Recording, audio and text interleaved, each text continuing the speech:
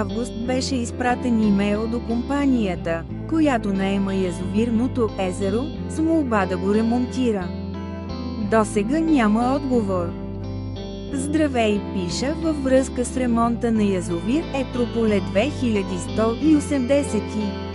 Бихте ли ми дали някаква информация кога ще бъде ремонтирана язовирната стена? Жителите на Етрополе и вилната зона са притеснени от това не се предприемат никакви действия и че язовирът ще продължи да се влошава. Това е актив за района, който е от полза за хората, дивата природа и околната среда.